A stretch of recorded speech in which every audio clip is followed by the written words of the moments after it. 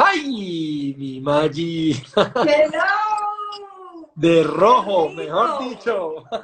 ¡Qué rica esta conversación! Ya De tenía rojo te ganas. pusiste, Maggi, eso está muy bien. Chispas y candela va a salir de acá hoy. Tú sabes que yo soy boleta de corazón. Los que son colombianos saben qué significa eso. Así que yo con el color puesto y si no es una lentejuelita, algo que brille. Alguna cosita, así sencilla. Bueno, mi Maggi, qué rico verte. Qué rico Eso. hablar contigo. Bueno, hablamos mucho en la semana, pero gracias por aceptar esta invitación, por acercarte, dejar acercarnos y compartirnos ese montón de experiencias que sí que a la gente le van a encantar. Yo estoy que me pregunto. Usted hágale que yo estoy que me respondo. Bueno, antes de todo, Maggi, ¿cómo estás? La familia. Bien, Juanpa, bien. Todos con salud, que en este momento es lo más importante. Todos en casa, guardaditos desde hace ya más de 40 días. Ya cumplí realmente la cuarentena. De este tiempito he tenido un par de días que sí han sido difíciles, que nos gana de pronto la ansiedad o la incertidumbre. Eh, He tenido que tomar decisiones de a qué horas veo noticias y me mantengo informada, pero como poniéndome horarios porque sí me estaba afectando un montón y a mí me da muy duro no poder ayudar como yo quisiera y me da muy duro ver la situación de los artistas en este país. Entonces, he tenido mis días, gracias a Dios los días difíciles han sido los menos. He tratado de invertir mi tiempo aquí en casa, eh, me he puesto a estudiar, a trabajar en mi voz, hacer ejercicios que casi nunca tengo tiempo de hacer de respiración, a escuchar clases maestras de actuación. He invertido mi tiempo en crecer para cuando se abran las puertas, pues que todo eso tenga un resultado. Descansar también, me imagino. Descansar también. Estoy durmiendo, que es un Por milagro. fin. Puedo dormir 6 horas. Muy bien. Y muy juiciosa acompañándonos en las charlas porque he visto que has estado muy juiciosa. Sí, me han encantado. Me encanta Gracias. oír. Me encanta lo que estás haciendo y me encanta oír diferentes puntos de vista de temas que me interesan. Me ha gustado muchísimo también saber cómo viven mis compañeros a la distancia estos momentos, qué piensan, cómo los están analizando, porque finalmente cuando se abren las puertas nos vamos a encontrar en el mundo en el que todos coincidimos, que es en el artístico, y es chévere saber qué es lo que está pasando en la cabeza de todos. Bien. Bueno, mi Maggi, empecemos entonces.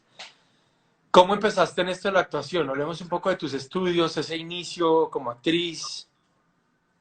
Bueno, yo me gradué del colegio sin estar muy clara de qué quería, porque pues, yo estaba metida en todo lo que tuviera que ver con canto, danza, actuación, mientras estudiaba.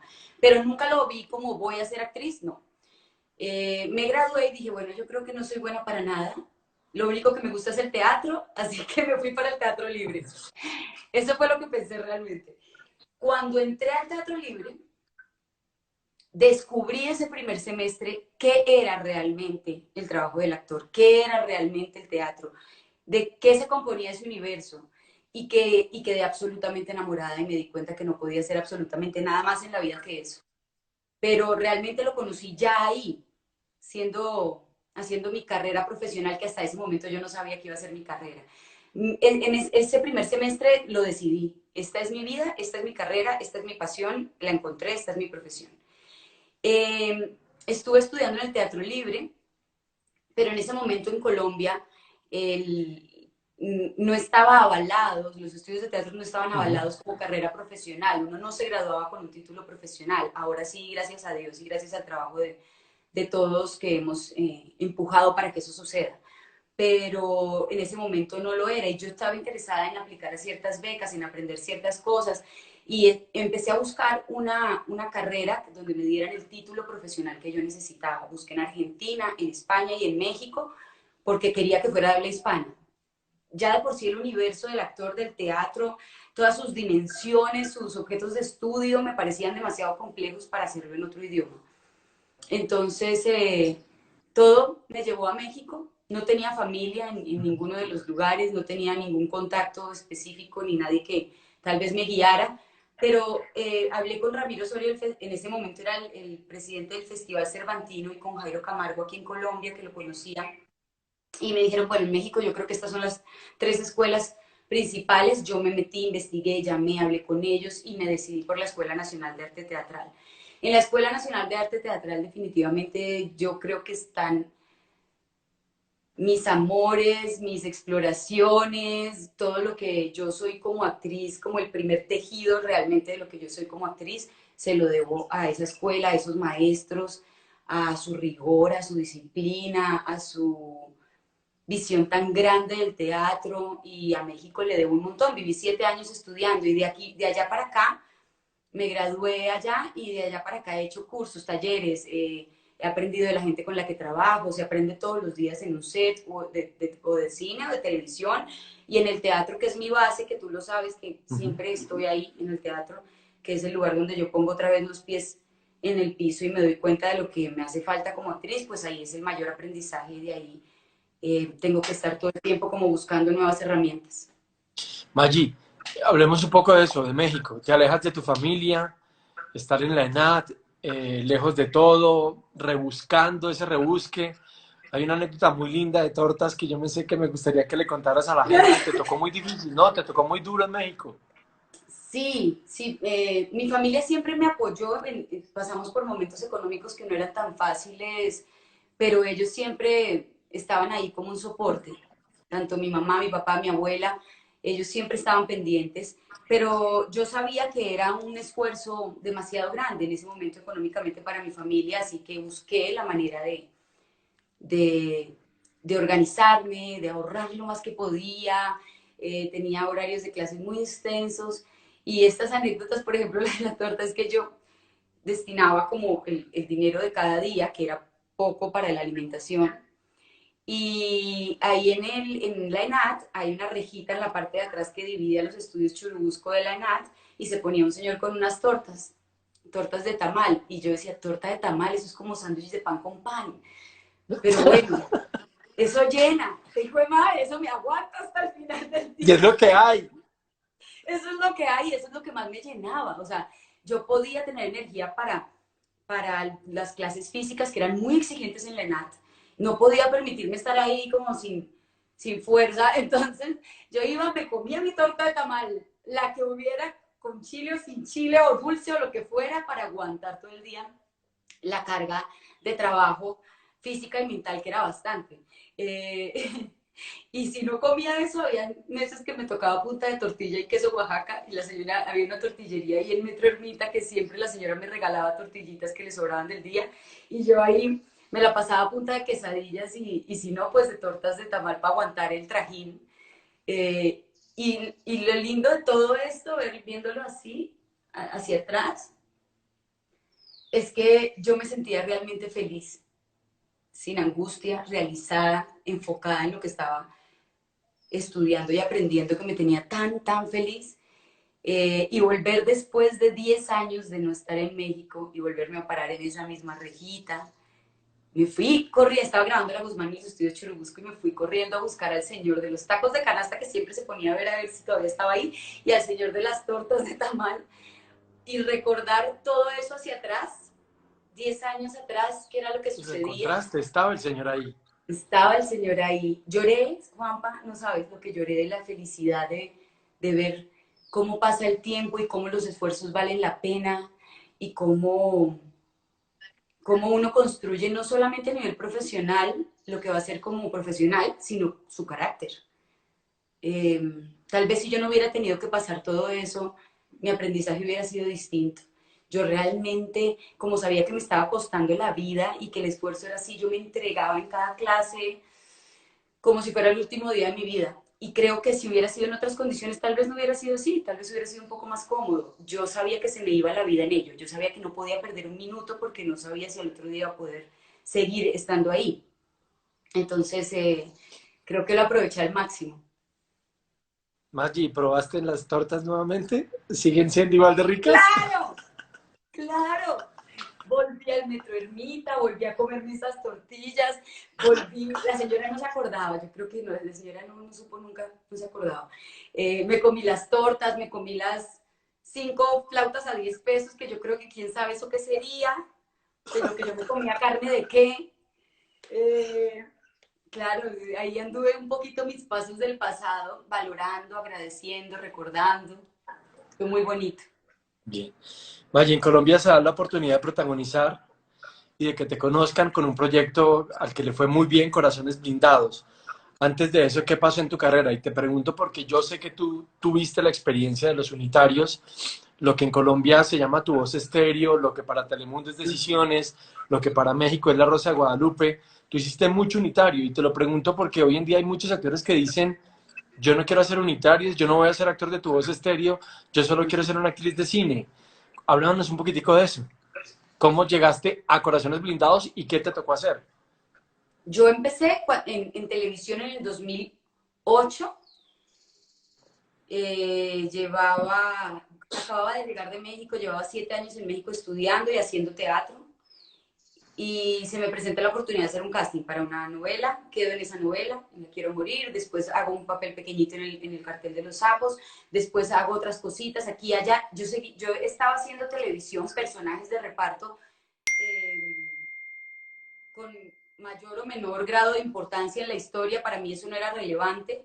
Para mí lo relevante del momento en el que entré a la televisión era entender el lenguaje, entender el reto que eso significaba para un actor y cómo yo podía transitar de una mejor manera por ese lenguaje.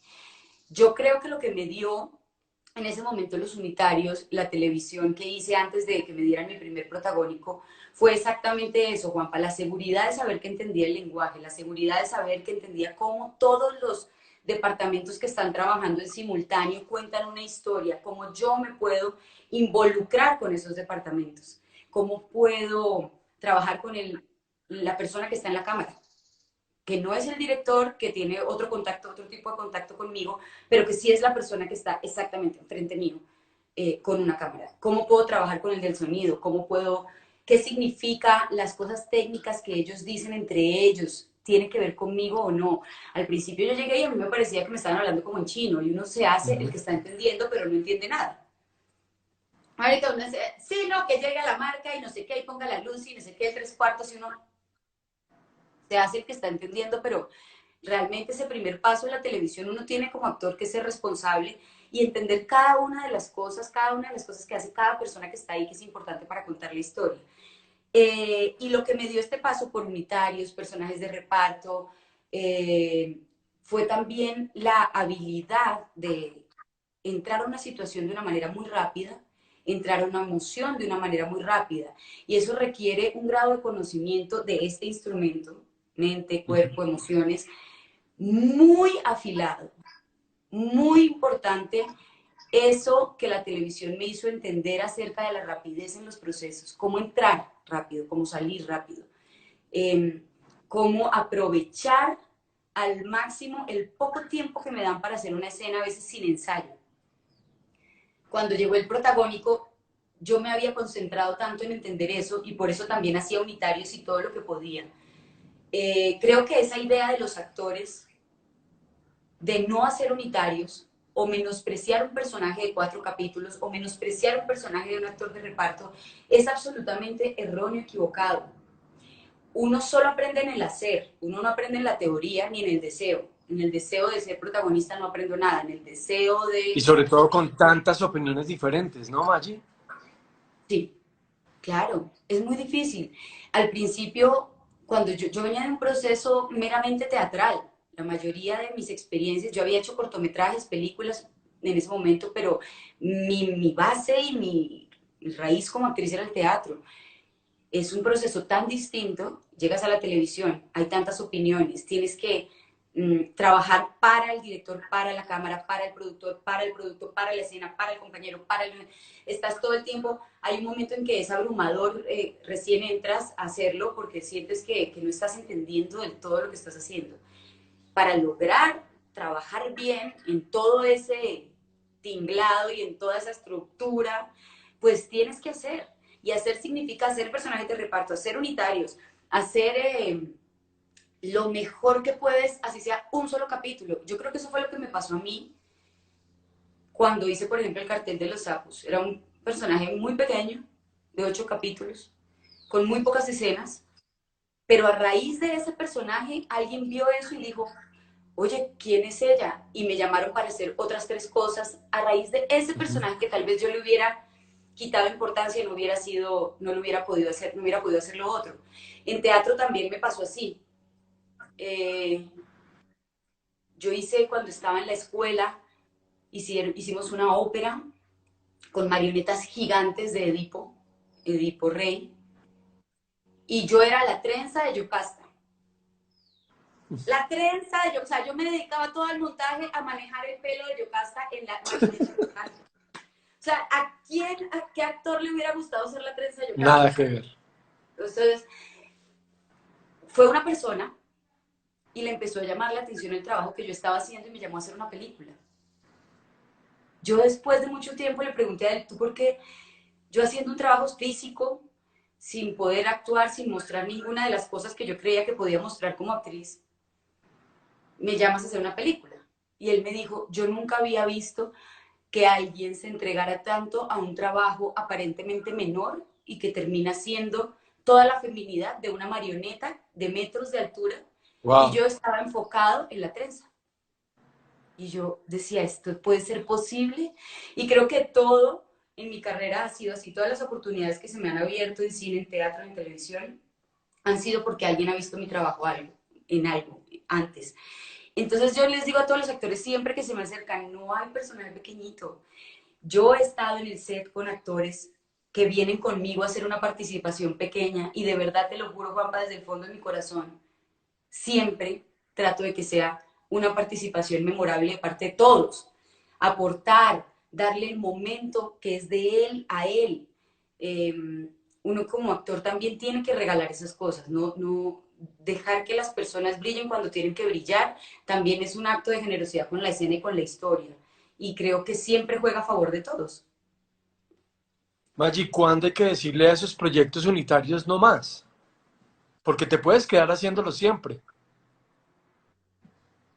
¿Cuándo sabes que listo, ya aprendí o ya? Porque hay mucha gente que dice, sí, Juan, pero si me quedo haciendo eso, siempre me van a seguir llamando para eso. ¿Cuándo le dices a esos proyectos, ok, voy a buscar, voy a dar otro paso más? Miren, yo creo que eso depende de uno. No es cierto que si uno hace eso, se lo van a llamar solo para eso. Yo, en mi experiencia personal, les puedo decir que a mí nunca me han llamado para nada de lo que yo he hecho y yo he hecho de todo. Eh, yo creo que uno lo siente, uno se da cuenta cuando ya entendió cómo funciona, entendió el lenguaje, aprendió lo que tenía que aprender y uno empieza a generar como actor, a llamar otras cosas, a arriesgarse a otras cosas. Pero si uno se ha quedado y se ha quedado sentado en los laureles y no ha aprendido nada y no ha aprovechado el tiempo mientras hacía esos unitarios, pues seguramente eso no va a pasar. Uno llama también su destino. Si tú estudias, siembras, buscas, haces lo mejor cada vez que puedes, estoy segura que va a llegar el paso del cambio a otra cosa, a probar otras cosas. Y pasa mucho también Y que cuando se hacen ese tipo de unitarios, la gente va un tiempo, se desconecta, vuelve, se desconecta. Y hay algo que tú decías, la constancia, ¿no, Maggi? la constancia, es que yo siempre digo que esto es como un músculo. La actuación, todo lo que hacemos los actores, es, si nosotros no lo hacemos, no estamos en el hacer constante, pues que nos desentrenamos, nos volvemos guangos, nos volvemos flácidos, como sin fuerza en las emociones, en la imaginación, en nuestro instrumento físico. Hay que estar constantemente en el hacer para descubrir quién soy yo como actor, para descubrir cómo está respondiendo mi cuerpo, para descubrir qué me hace falta en el entrenamiento. Lo que pasa en Latinoamérica, me atrevo a decir en Latinoamérica porque es la experiencia que yo conozco, es que muchos actores se ven obligados a aceptar cierto tipo de productos o unitarios por temas económicos, como me tocó a mí también muchas veces. Yo también lo tuve que hacer muchas veces, aceptar Ya no por más está cuestiones mal, económicas. Un trabajo, ya no ya más no más trabajo. torta. Sí, por favor, no queremos algo más nutritivo. Eh, yo también lo he tenido que hacer, lo tuve que hacer en mi carrera muchas veces, aceptar trabajos que tal vez no era lo que yo quería artísticamente. Pero fíjense que de ahí siempre salen también cosas buenas. Esto que les acabo de contar, ¿quién se imaginaría que un productor viera un trabajo tan pequeñito en la cabeza de todos era como tan inexistente yo en ese momento. Y un productor se dio cuenta y dijo, ay, ¿cómo lo hace? Pues está comprometida con esto. Venga, yo quiero saber quién es ella. Eh, entonces nunca hay que subestimar, hay cosas que tenemos que hacer, no sé, ustedes lo van a sentir, se van a dar cuenta cuando pueden dar un siguiente paso y arriesgarse a cosas nuevas, pero todo depende de la actitud de uno, depende de lo que uno siembre, de lo que uno aprenda, de lo que uno quiera avanzar. Es muy fácil sentarse a quejarse y quejarse no genera un movimiento, al contrario, como que las raíces Ujú. te dejan dar el siguiente paso. Avanzar, avanzar. Y avanzar es creérsela a uno, creer que es capaz y creer que va a suceder. Bien. Maggi, ¿alguna vez te sacaron de un proyecto o te dijeron que no, o no te dieron la oportunidad por no ser famosa? Yo estoy haciendo como si no conociera nada. Me hago el loco. Me han dicho que no 333.400 veces en la vida. ¿Cómo vivías con eso?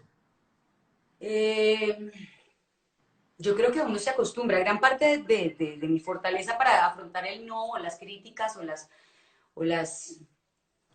los comentarios duros en un casting, por ejemplo, es que mi escuela fue el teatro y tuve maestros y directores muy fuertes que fueron forjando mi carácter y aprendiendo a que el no puede ser una respuesta positiva. El no te lleva a buscar otros caminos, te saca tal vez de tu comodidad, te busca, te ayuda a buscar otras respuestas, otras soluciones. Entonces yo he lidiado con eso, creo que más o menos bien, gracias a mi formación en teatro. Me han dicho que no por fea, Por fea. me han dicho que no tengo perfil de protagonista, que soy rara, que no soy demasiado linda ni demasiado fea, entonces que no saben dónde encajarme. Me dijeron también que no podía hacer televisión porque no tenía una estética, un tipo de mujer que ellos buscaban en esos momentos. Eh, ¿Tu voz eh, alguna vez la criticaron? Mi voz, claro, claro, claro. Eh, para los personajes al principio cuando hacía castings de personajes de una niña buena, como la amiga de la protagonista o la protagonista, me decían, tiene una voz como masculina, ¿no? Y yo, pero masculina a mí no me parece, es ronca y ya. Eh, pero yo no me pongo a alegar con esos temas. Incluso una vez alcancé a firmar un contrato, a tener el personaje, a ensayarlo durante un mes y un día llegué y había otra actriz haciéndolo. Eh, He tenido experiencias que a veces podrían ser devastadoras. Por ejemplo, esta que te estoy contando, a la actriz le pusieron mis escenas de los ensayos porque yo hice como 3 versiones del personaje en los ensayos. Ellos querían ver 3 opciones. El personaje como una niña bien, de familia bien, con posibilidades económicas, el personaje visto desde un punto de vista muy hippie, y otra opción que me pidieron fue algo muy folclórico de una región específica de Colombia. Entonces nosotros hicimos ensayos con 3 maneras diferentes y después a esta actriz que era amiga del productor le pusieron esos tapes y le dijeron queremos que tu personaje No, sea así. no, Yo lo que hice no. fue la exploración del proceso y después la actriz hizo la realización de la historia. Entonces, No. todas estas cosas, todos estos nos, todos estos temas de si tengo el cuerpo o la cara, Maggi, pero eso es muy fuerte. ¿Cómo sales de eso? O sea, ¿te das cuenta de eso y le hiciste la tarea a otro? ¿sí? Le hice la tarea a otro. Mira, en ese momento me dolió. Lloré y después pensé, tal vez no era para mí, era una buena oportunidad en ese momento de mi carrera, iba a ser rodada la serie en Argentina. Entonces yo decía, bueno, ¿qué es esta maravilla? Ya tengo todo, tengo la visa, no sé qué, ta, ta, ta. Estaba muy ilusionada. Eh, pero cuando vi que hicieron eso, dije, lo pensé al siguiente día. El primer día lloré y el segundo día dije, espera un momento. Esta gente me hizo explorar 3 personajes diferentes, 3 líneas diferentes y después pusieron a otra persona. Eso quiere decir que ellos me ven como una actriz. Bien. Eso quiere decir que ellos me llamaron a hacer un proceso de exploración porque creen que soy actriz. Ellos realmente creen que tengo la habilidad para hacer esas 3 exploraciones. Entonces, ¿yo por qué me voy a deprimir? Eso no era para mí, eso era para ella. Bueno, era para ella, que ojalá le vaya bien. Eso no era para mí. Y finalmente, después con el tiempo, cuando la serie estuvo al aire, eh, no le fue muy bien, las cosas se fueron organizando y si yo hubiera estado en esa serie yo no hubiera podido hacer lo siguiente que me llegó, Claro. que realmente sí me hizo crecer en mi carrera y me di cuenta porque pasó todo ya a la distancia.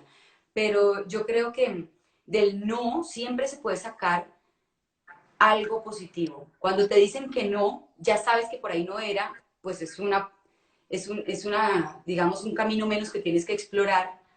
Cuando te dicen que no, tienes que sacar fuerzas de donde no las tienes también, que eso también fortalece y te ayuda después a pararte enfrente de un director de casting o de una cámara con mucha más berraquera. Berraquera en Colombia es como con huevos. Sí. Eh, y no, uno no puede permitir que todo lo que le digan sea una verdad, Juanpa.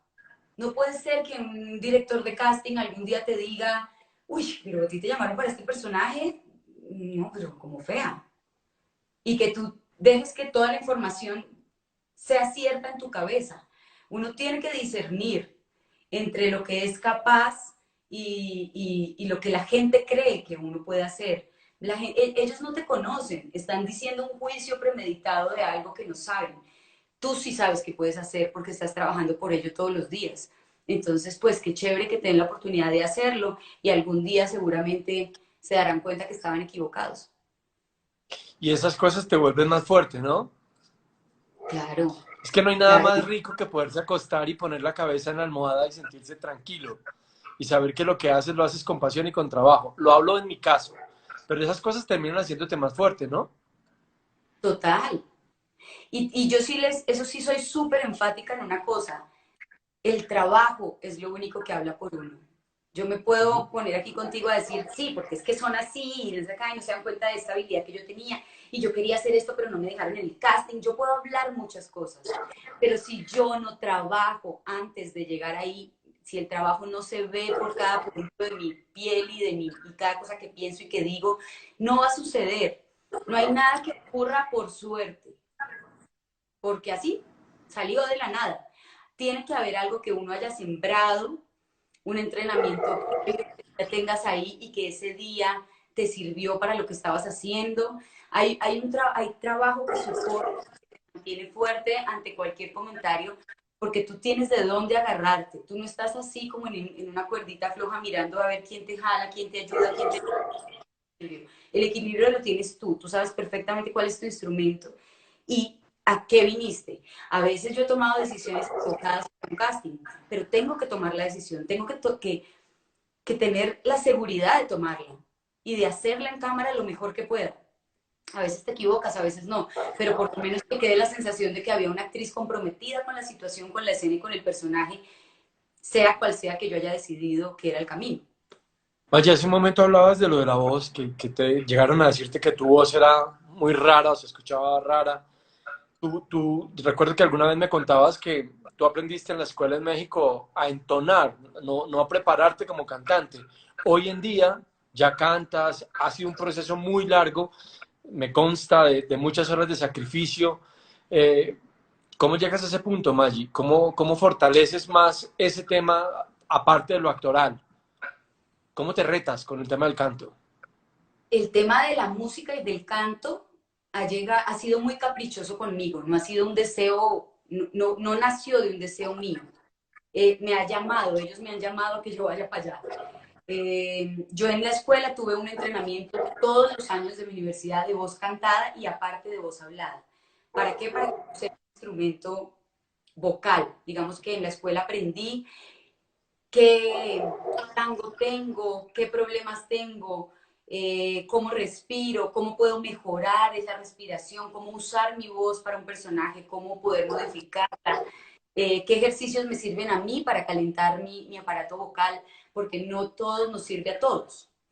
Ujú. Y entonces uno va metiendo en su cajita de herramientas cada cosa que va explorando y que le sirve. Y cuando aparece en mi vida el teatro musical, yo pensé que tal vez no era apta para hacerlo porque no sé leer nota. pero las personas que llegaron a mi vida a proponerme el teatro musical no les importó eso, sino la interpretación, la manera como yo me acercaba con la voz a lo que ellos querían. Y esa voz que a veces les parecía rara por ser ronca, resultó siendo mi mayor fortaleza porque era diferente a otras voces. Alcanzo Y hay registros mucha muy gente que bajos. dice, ¿Mm? perdóname, hay mucha gente que dice, no, no, yo no me arriesgo a cantar por eso mismo, porque mi voz tiene un registro muy difícil. Hay mucha gente que no da ese paso por ese miedo. No, eso es todo lo contrario. Esas diferencias son nuestras fortalezas. Si ustedes creen que tienen una voz, si quieren cantar, hay que estudiar, conocer tu aparato vocal y saber cuáles son tus limitantes, qué puedes hacer, qué no puedes hacer. Y yo creo que precisamente en las voces diferentes, pues está como su gran fortaleza para el trabajo. Yo he podido hacer personajes como Chabela Vargas o como Elenita Vargas o como Alejandra Guzmán precisamente porque tengo la voz para llegar a esos registros.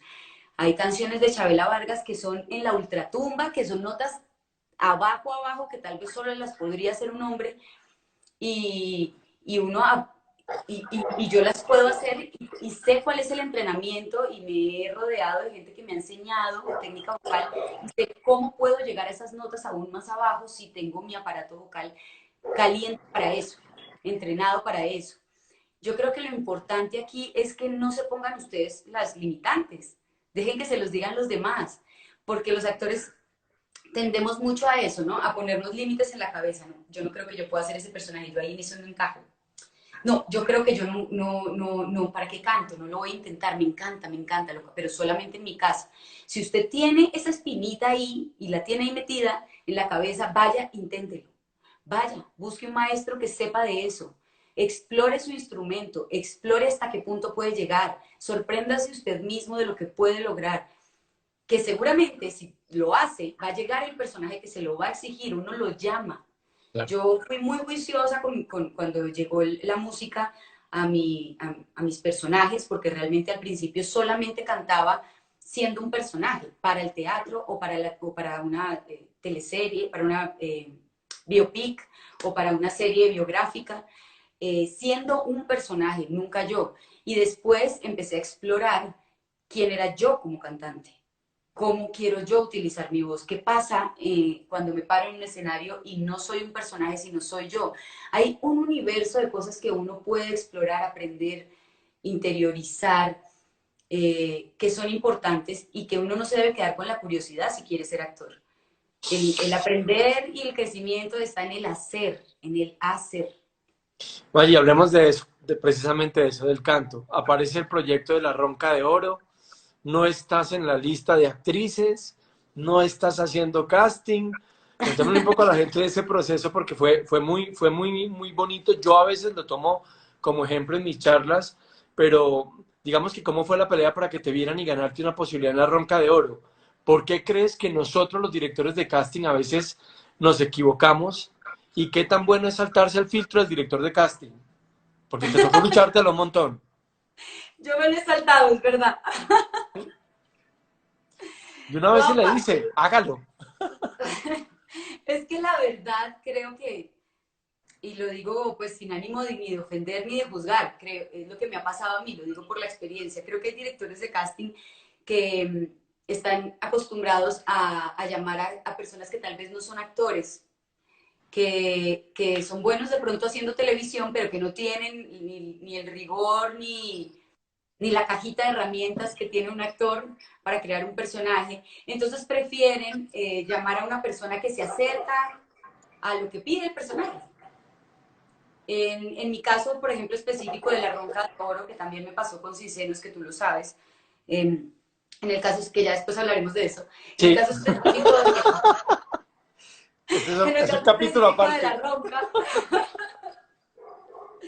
en el Ya caso vamos específico para de La Ronca, Cisenos, ya pues vamos. CMO, Clara María y Ana, que yo las adoro, eh, no tenían en su cabeza que Maggie Isa podía cantar en la serie, porque una de las reglas de la serie era cantar en vivo.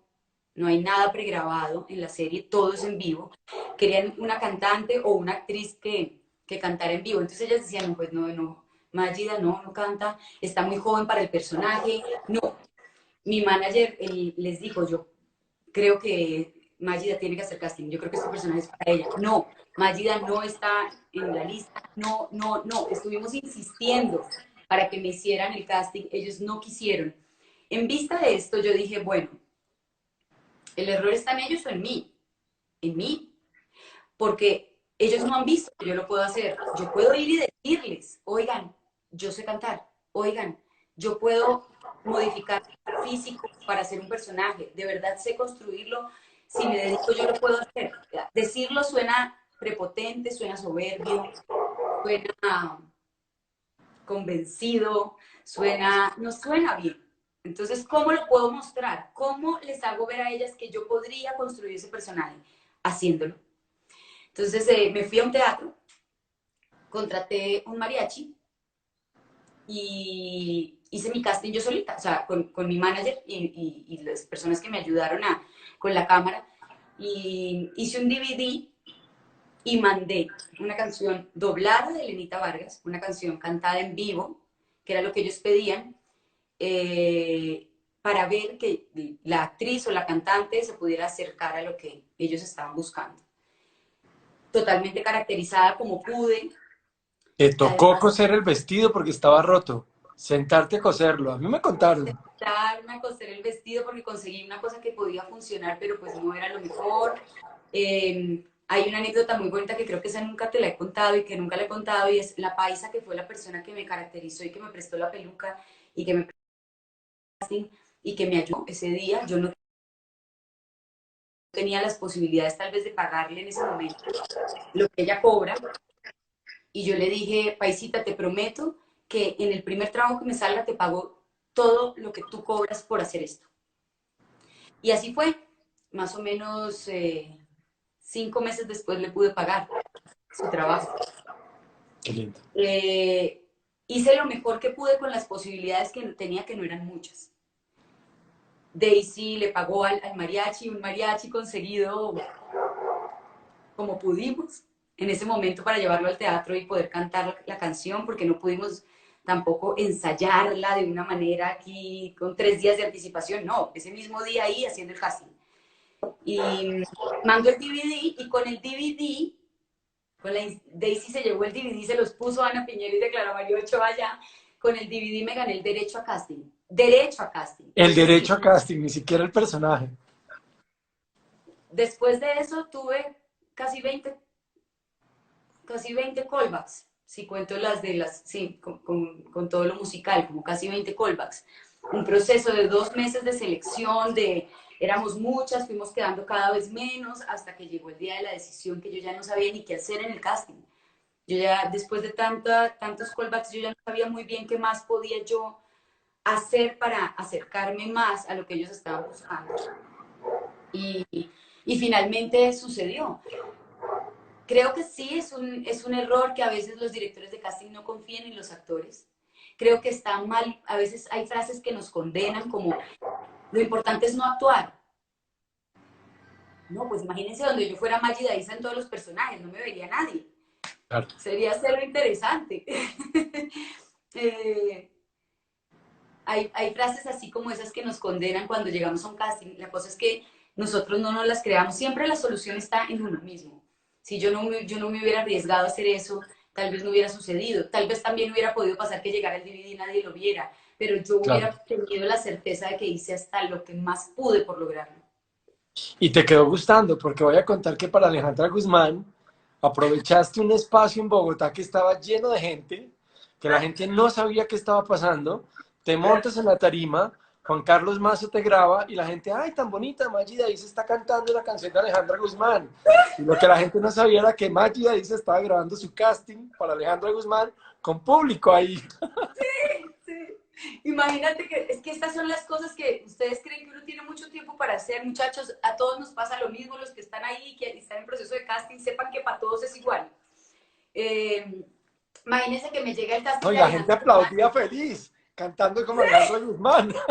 pero además después me decía cuando me bajé, ¿tú qué haces con esa peluca? ¿Tú te cortaste el pelo así? ¿Tú qué haces? ¿Pero qué estás haciendo? ¿Por qué estás así vestida?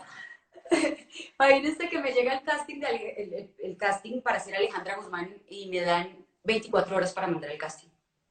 Wow. 24 horas. Para mí era nada y yo estaba terminando sin senos. Mira, y la Entonces, gente se queja que uno no les da tiempo. Y mira tú.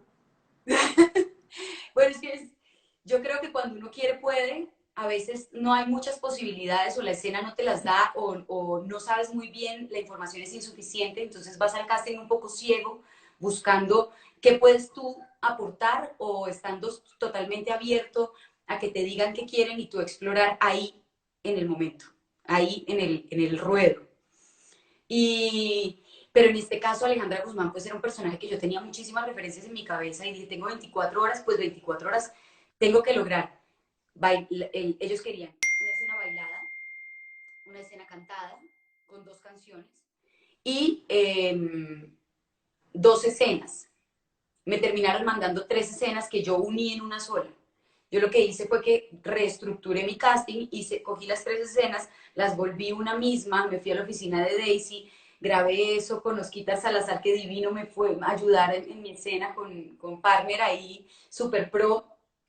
Eh, y me fui con Mazo a Cabaret, que es un lugar aquí en Bogotá, donde hay música en vivo todas las noches, y le dijimos a Sandra, Sandra, te lo suplico, necesito hacer un casting de una canción, necesito cantar en vivo, vestida así, una canción de Alejandra Guzmán, que yo sé que no es el género que suelen oír aquí tu clientela, pero por favor déjame cantar.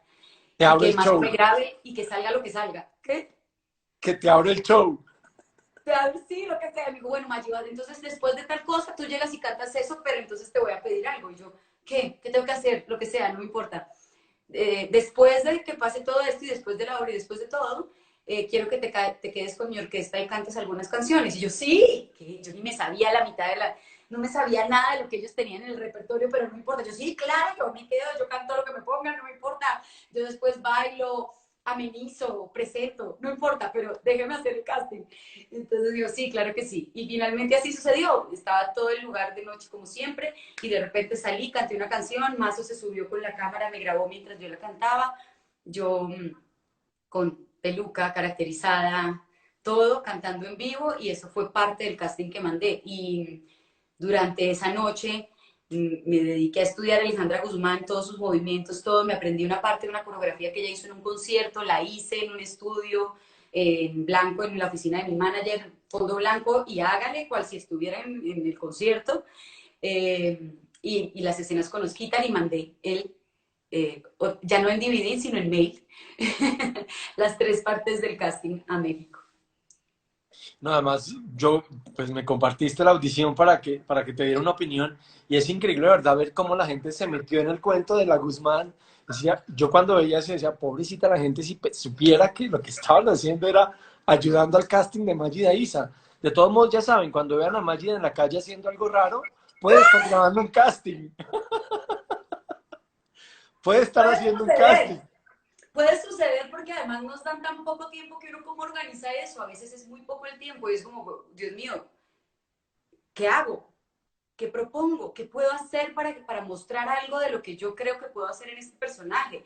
Es difícil a veces el poco tiempo y las pocas cosas que uno pueda tener. Este tema del self-tape, que mandar las cosas en este momento, el casting que te mandé hace poco por aquí, por ejemplo, es un gran reto. Es cómo puedo yo mostrar algo, si me estoy grabando con un celular yo sola en mi casa, que puede ser interesante. Bueno, se me ocurre que Aquí está Daisy mandándome las fotos del casting, el afiche, porque además hicieron afiche. ah, O sea, claro, yo hago afiche, portada, de todo. Yo hago todas las del elenco.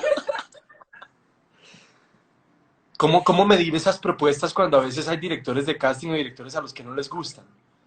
¿Cómo sabes hasta dónde arriesgar? Lo digo, te lo pregunto porque ahora todo el mundo va a empezar, no, pues si Maggie dice se grabó en un bar, yo me voy a ir a grabar en el estadio. ¿Cómo mides eso, me entiendes? No a todo el mundo le gusta, Maggie. Yo, yo lo mido dependiendo del personaje al que voy a hacer el casting. O sea, yo veo lo que me están proponiendo hacer Y sé, hay que medir cuándo se necesita mostrar algo más de lo que está ahí en el casting para que vean que tú lo puedes hacer. En el caso de personajes como la Guzmán, como la Ronca de Oro, como la Diabla de Sin Senos y Paraíso, como Chabela, como personajes que son mujeres muy fuertes, con muchas capas, muchas dimensiones, a veces la escena que te mandan es insuficiente y tú no tienes más minutos para mostrar algo. No tienes, solo tienes esas 3 frases que te mandaron con un perfil así de chiquitito que no dice nada a veces. Y es necesario mostrar otras cosas. ¿Cómo voy a ir a hacer un casting de Alejandra Guzmán solamente haciendo una escena? Si es que ella tiene que cantar, bailar, tiene un acento, tiene un La tipo de voz, voz, el pues acento. tengo que tratar de mostrar esas capas y creo que el director de casting va a agradecer que yo se las muestre de alguna forma, así sea así de chiquito, para saber que si me mete al proceso de casting y si voy a estar en los callbacks, pues va a ser un proceso enriquecedor para todos y que de ahí puede salir algo. Si yo llego a hacer el casting de Alejandra Guzmán solamente con una escena, pues en qué momento el director de casting o el director que vea después el casting en su casa va a saber que yo puedo cantar o bailar. Pues no lo va a saber porque no lo mostré. Y tal vez no te llaman Maggi, porque ya tienen otra idea. Maggi, quedan 13 minutos. Voy en la mitad del cuestionario. Te voy a robar un poco más de tiempo para abrir otro live ahora porque me están preguntando que cuándo vamos a hablar de la Diabla. Entonces te propongo que terminemos este live hablando un poco de lo de la Guzmán y que hagamos el próximo live solamente para Sinceros y la Diabla porque nos van a secar. Entonces, para que hablemos de eso. Maggi, hiciste un proceso muy largo en la Guzmán para quedarte con ese personaje por encima de actrices mexicanas, de actrices locales. ¿Qué crees que le faltó a ese proyecto para hacer un proyecto de más audiencia? ¿Qué tanto pudo influir en esto el que tú no fueras mexicana? ¿Cómo sientes un poco de eso? Porque digamos que el resultado es un poco injusto. Yo supe que vi que tenías una coach de acento, coach de canto. Alejandra Guzmán te acompañó en el proyecto. Eh, prácticamente te dedicaste de 24 horas del día 18 a hacer eso. ¿Qué pudo faltar o qué pudo fallar? Yo creo que depende desde qué punto de vista se vea, se puede juzgar eso. Imagen Televisión desde hace muy poco está haciendo ficción. Es un canal realmente joven en México que ha logrado en muy poco tiempo muchas cosas, que es muy joven compitiendo contra los grandes que son Televisa y TV Azteca. Para Imagen Televisión el resultado fue maravilloso porque triplicó su audiencia en ficción, que es Súper. bastante nuevo para ellos porque era un canal de noticias. Entonces, digamos que se logró el objetivo, que era que Imagen Televisión lograra crecer y creció más o menos 3 veces, triplicó su audiencia. Lo que ha pasado es que se ha ido estrenando en diferentes países. Yo creo que lo que sucede con la Guzmán, Juanpa, es que Alejandra está con nosotros. Nosotros estamos hablando de la vida de una persona que está aquí, estamos viendo cómo ha evolucionado su historia. Eh, es importante respetar eso, ¿sabes? Entonces, todas las cosas que se hablan de la serie, que se promocionan de la serie, pues todo es también cuidando que esté en el momento justo, que Alejandra esté de acuerdo. Hay que ser mucho más cauteloso, cuidadoso, Claro. respetuoso. Estamos contando la vida de una persona que está con nosotros.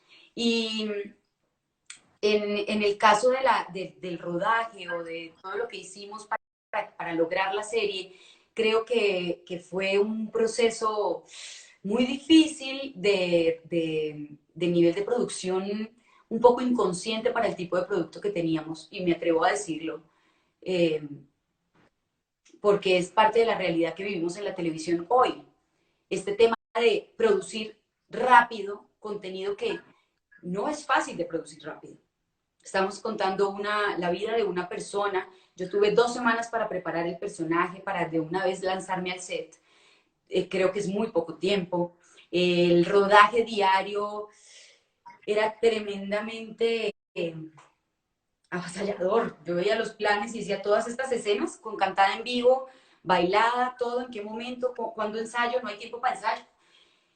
¿Cómo hago? Entonces lo que yo hice en esta serie es que sentí que me pusieron a prueba, sentí como si me hubieran pasado un examen de todos mis años como actriz y haga lo mejor que pueda en el menor tiempo posible y trate de demostrar que lo puede hacer.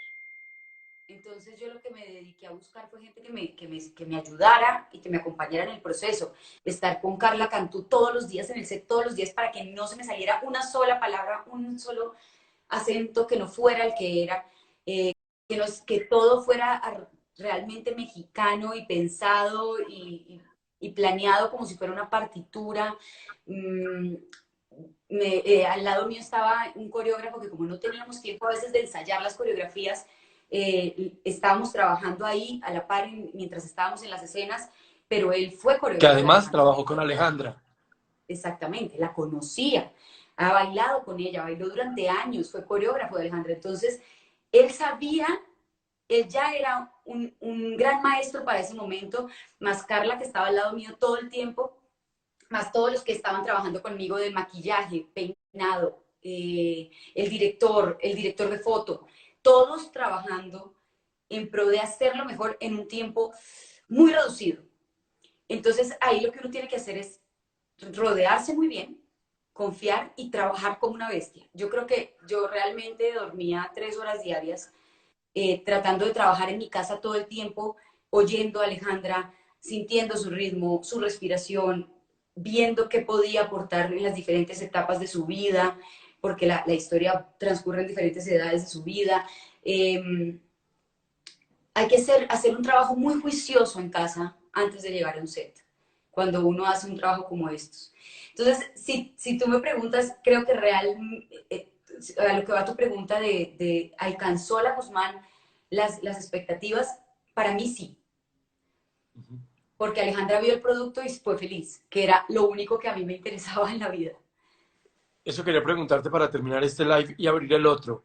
Sé que ella fue muy generosa contigo y estuvo ahí contigo. ¿Alguna anécdota de ese trabajo con ella, de lo que ella veía, de lo que te decía, qué tanto ayudó? ¿Algo que hayas vivido con Alejandra? Sé que estuviste mucho con ella. Estuve mucho con ella, pero ella nunca se metió en el proceso de las escenas y del casting, perdón, de las escenas y de la creación del personaje. Ella, yo fui, la conocí y le dije, hola, tengo que mirarte a los ojos antes de empezar a grabar, qué placer, qué honor. Y ella me dijo una cosa súper liberadora y bonita. Ella me dijo, haz lo que quieras, sé feliz, disfrútate el personaje, que finalmente eso soy yo hago lo que se me da la gana y soy feliz, disfrútatelo, sé tú, sé tú. Y yo decía, ¿cómo así? No me va a Wow. decir, no me va a decir, yo soy así, mira esto, mira, no, no me va a poner reglas. No, ella no me puso una camisa de fuerzas. Ella lo que hizo fue darme libertad y lo que me dijo es, yo soy lo que yo quiero ser, soy auténtica, soy feliz, hago lo que se me da la gana, haz lo que tú quieras, sé tú.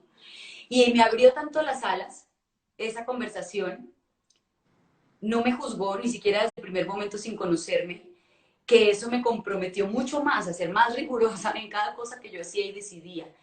Me parecía muy difícil, por ejemplo, llamar a Alejandra y decirle, ven, Alejandra, tú me puedes decir cuando te ¿Cómo pasó dirías esto. esto?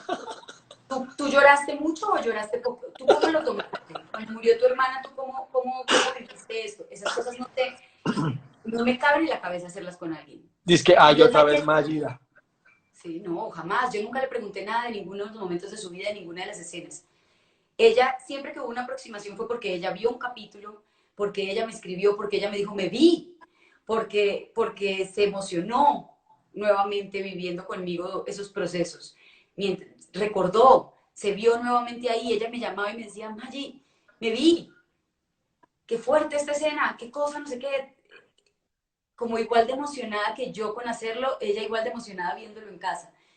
Eh, y eso me ¿Alguna pareció vez que es tuvo reparo porque eras colombiana o una colombiana haciéndome a mí? ¿No? ¿Eso no afectó? ella nunca. En el set sí lo sentí muchas veces con mis compañeros, al principio recién llegada. Sentí Wow. el rechazo fuerte de cómo así que una colombiana y cómo así, y en 2 semanas, obviamente, Juanpa, yo acababa de llegar, mi acento no estaba bien, yo estaba trabajando sobre la marcha y teníamos 2 semanas para empezar a rodar, entonces todos me miraban con cara de, no lo va a lograr, tiene 2 semanas y tiene que modificar su voz y su acento y bailar y cantar y hacer todo. no lo va a lograr. Y muchas personas me lo dijeron en la cara, como, oye, no, ¿qué haces aquí? Y, y ahí es cuando uno tiene que apelar a su capacidad de trabajo y ser riguroso, disciplinado. Yo también he pensado muchas veces que no lo logro por la premura del tiempo, pero no hay nada que el trabajo no logre. Si uno trabaja, Maggi, sí. si uno Maggi, trabaja, no hay nada que el trabajo... ¿Mm? volvemos, por favor, corto este live, abro otro y empezamos con el tema de Sinceros y la Diabla, porque hay que hablar de eso y hay una lista también muy grande. Entonces, no se muevan, voy a cerrar este live, subimos y volvemos a abrir contigo, ¿vale? Trato hecho. Maggi, Hello, hello. volvimos. Ya vi que nuestro jefe está conectado. Vamos a Sí, hablar de sí, sí. sinceros, jefe. Mejor dicho. Bueno, Samuel, un beso, Daisy, la bulla. A todos los que están conectados de mi super equipo de mucha, trabajo. mucha, mucha gente pendiente de ti. Mucha gente que te quiere. Ay, yo Bueno, también les somos quiero. muchos los que te queremos. Y yo a ustedes quiero decirles que en este proceso de sinceros voy a tener que hablar de Juan Pablo Rincón, lo lamento. Muchas Aunque gracias, mi Maggi. lo siento, Juanpa, estás presente, te tocó. Gracias, Maggi. Muchas gracias. Y yo disfruto mucho esos procesos contigo porque de verdad eh, es increíble una actriz como tú. Tengo que contarlo y voy a revelarlo. Magida, cuando va a los castings, a pesar de que se los disfruta mucho, hay una preetapa de nervios en donde toca como que, Magida, por favor, ya cálmate. O sea, ¿es en serio, Magida, me estás preguntando esto? O sea, ve, pero te los disfrutas mucho y eso es lo que uno espera mucho en eso. Sí, Bien, yo estoy tremendamente bueno, nerviosa para los castings. No duermo la noche anterior, pero lo sé. siempre trato de llegar a un casting con todo el respeto y el respeto también a las personas que están ahí haciéndolo, ¿no? Que no solamente es lo que yo pueda proponer, sino lo que ellos quieren ver de mí y estar dispuesto a eso. Bien, empecemos. Saquemos Empecemos. chispas. Celos. Maggi, Ah, no, pero ahí sí quiero... llegas a un proyecto, a una franquicia muy exitosa, muy conocida, con una diabla que hizo primero Sandra Beltrán, después una diabla que hace María Fernanda Yepes, y vienes tú con esta nueva versión de Jessica. ¿Cómo hacer una nueva versión de un personaje cuando ya existe sin caer en esa imitación de la voz o desde el gesto? ¿Cómo no caer en una caricatura del personaje teniendo ya algo creado? En el caso específico de Sinceros, conté con la suerte de que ustedes confiaron en que yo lo podía hacer, porque cuando yo leí el perfil no había nada más alejado a lo que era yo físicamente en mi realidad. Esas cosas yo las agradezco siempre y siempre te lo he dicho a ti, Juanpa, que yo agradezco mucho esa oportunidad de proponer o hacer personajes en un casting que la gente pensaría que no son para mí. Eso ya, ahí yo ya me sentía ganada. Ahí yo ya sentía que pasara lo que pasara, yo ya iba ganando porque tú me abriste la posibilidad de hacer el casting. Eh, Cuando uno va a un casting de un personaje que ya la gente tiene en su imaginario, sea porque existe o sea porque ya lo vieron y lo hizo otra actriz o lo que sea, uno tiene que tomar decisiones, a veces arriesgadas, a veces pueden estas decisiones estar equivocadas a los ojos de alguien. Lo que me sucedió a mí con el tema de Sinceros específicamente es que yo vi el panorama de lo que querían contar. Era la Diabla 8 años después de lo que ya había visto todo el mundo. Yo vi estudiantes del casting lo que hicieron mis compañeras antes de ese personaje. Yo sabía perfectamente de qué iba la historia por el libro de Gustavo Bolívar. Yo vi cuál era la propuesta que existía. Después pensé, esa mujer que ellos plantearon, ¿cómo sería 8 años después si lograra sus metas? Si ella hubiera logrado ser lo que ella quería ser, como ella quería que la vieran. ¿Quién es esa mujer 8 años después? Y lo que yo quise arriesgarme a hacer es mostrar a esa mujer 8 años después, olvidándome un poco de lo que habían hecho mis compañeras, también por respeto a su trabajo y a su propuesta. No tiene ningún ¿Hablaste con sentido ellas? imitarlas. No, no, no, no, Nunca, ok. nunca.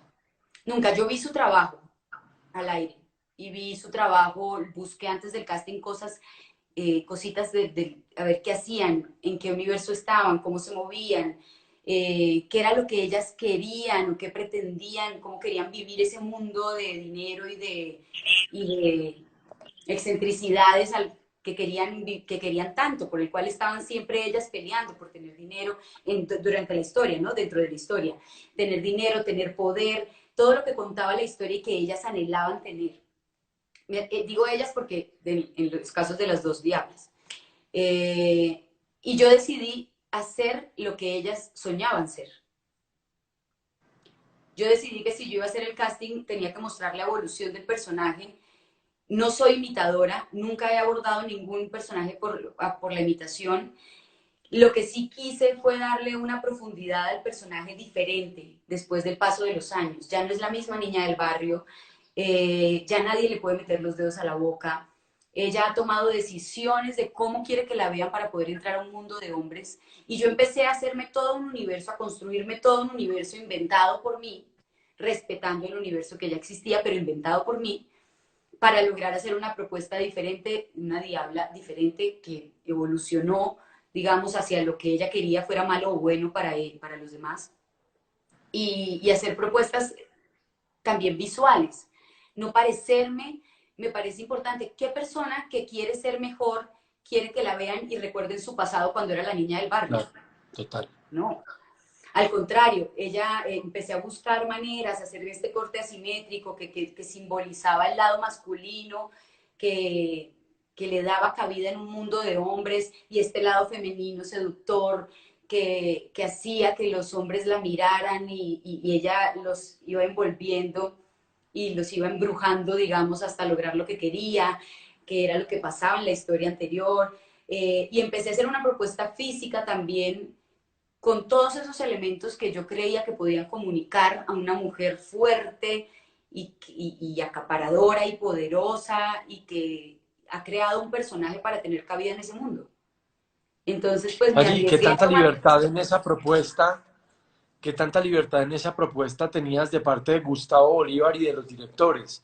Porque es muy, digamos que es muy sólida la propuesta, está muy justificada. Como para no caer en lo que traía María Fernanda, que también fue una diabla muy querida y recordada por la gente, ¿qué tanta libertad pudiste encontrar en ese proceso creativo? Yo creo que la libertad siempre la tuve porque yo era consciente de los parámetros. Tampoco fue una libertad irrespetuosa de mi parte inventarme un personaje nuevo y que vean como si pega o no pega, Justificado estaba porque todo. estaba justificado. Entonces yo creo que también ellos pudieron sentirlo. Y la libertad que tú me diste cuando hice el casting, que me dieran la posibilidad de hacer el casting, eso ya es una libertad, porque específicamente no era yo la que decía el perfil, una mujer voluptuosa, operada, que solamente le importa su físico, que se mueve en un mundo de seducción. No era yo, tal vez no hubieran pensado en mí, no tengo cirugías, no estoy en ese rango, en ese perfil. Ya eso me daba la libertad de jugar otras cosas para aprovechar mi cuerpo y que ustedes vieran en mi casting que yo podía ser esa mujer seductora aunque no fuera tan voluptuosa, o hacer que de alguna manera utilizar el vestuario y el maquillaje para que me pudieran ver así de seductora o así de voluptuosa aunque yo no lo soy.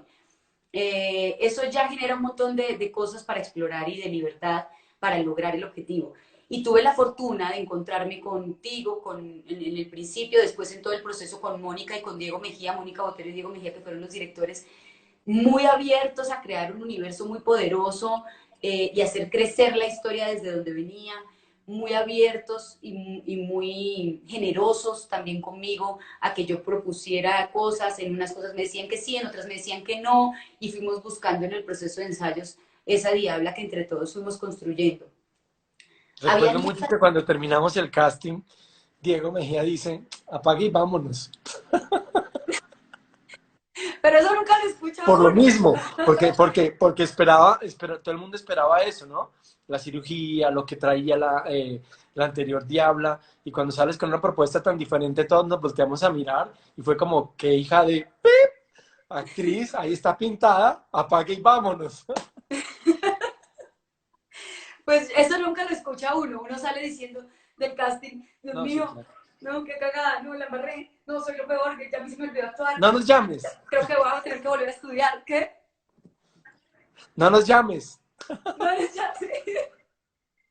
Yo siempre salgo trastornada de los castings, o sea, no duermo la noche anterior y cuando salgo, no, Dios mío, yo creo que esto no va porque no lo supe hacer, es que tal vez no se vio porque salgo yo dándome durísimo.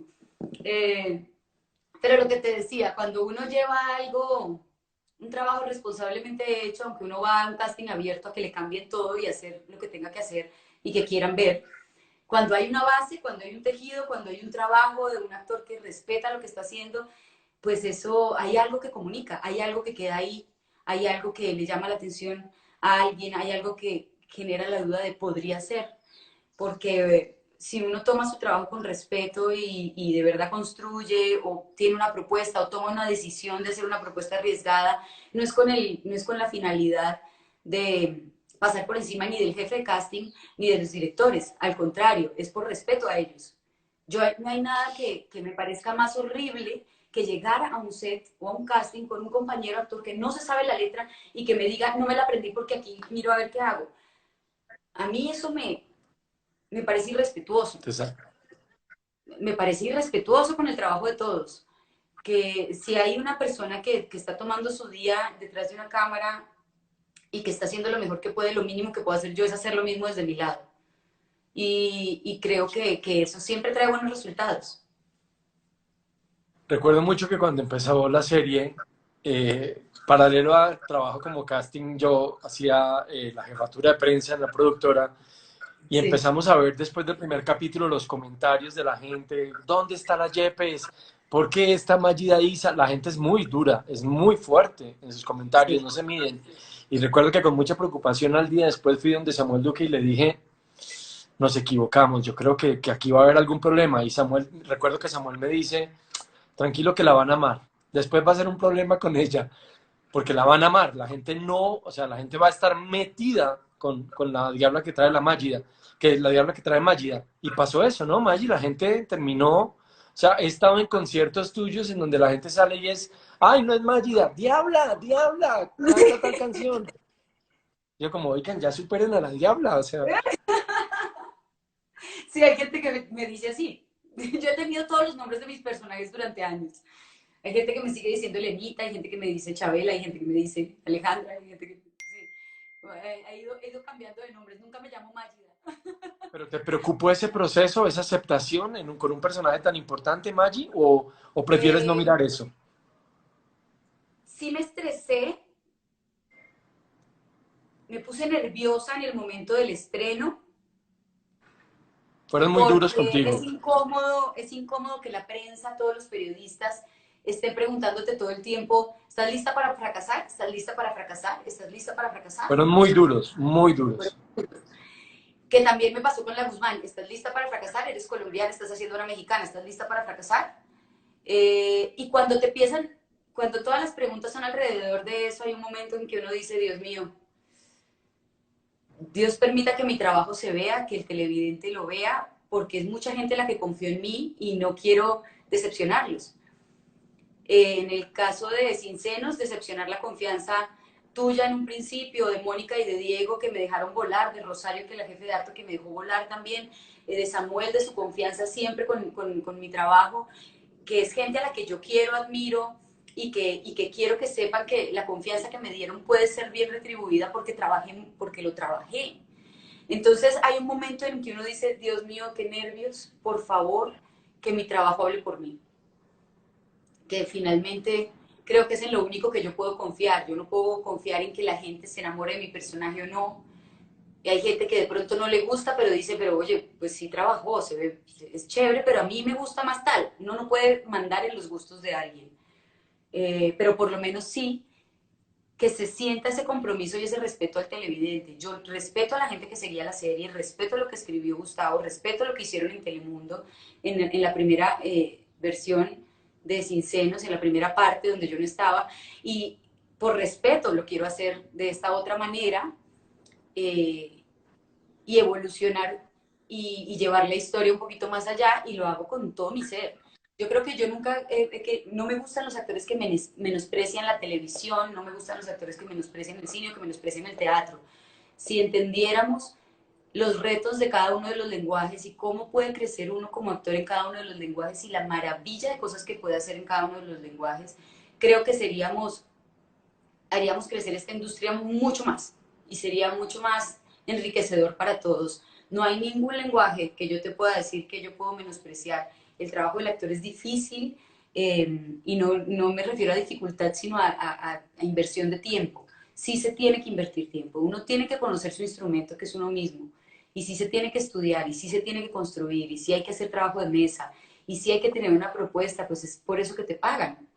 Finalmente, tú eres un artista, te están pagando por pintar un cuadro, tú tienes que comprar los materiales para pintar el cuadro, decidir qué técnica vas a usar, sacar todas tus herramientas, dibujar el boceto, ver si te gusta, pintar, arreglar, volver a borrar, volver a intentar, hasta que muestras tu obra de arte frente a miles de personas. Y eso pasa siempre, en todos los lenguajes. Maggi, entremos un poco en Sinceros. Fue un proyecto increíble, un proyecto que creo que del que todos aprendimos, un proyecto muy lindo, pero así como fue de especial también era complicado en algún sentido. Es decir, grabar en la calle era muy complicado, la gente reconocía a todos los actores. Actor que llegaba al proyecto era un actor que fácilmente su carrera se podía abrir un poco más. ¿Qué tan complicado fue trabajar en un proyecto en donde el 70% del elenco era femenino? Y cómo no caer en esa pelea, lucha de egos en donde cada quien es cada quien, la gente ya la tiene reconocida. ¿Cómo hacías para estar en eso, en ese trabajo con tantas mujeres, con personajes tan marcados, tan independientes? ¿Cómo luchar eso? Yo generalmente en mis grupos de trabajo no lo he vivido como una competencia. Eh, no había tenido esas preguntas enfrente mío hasta que llegué a Sincenos.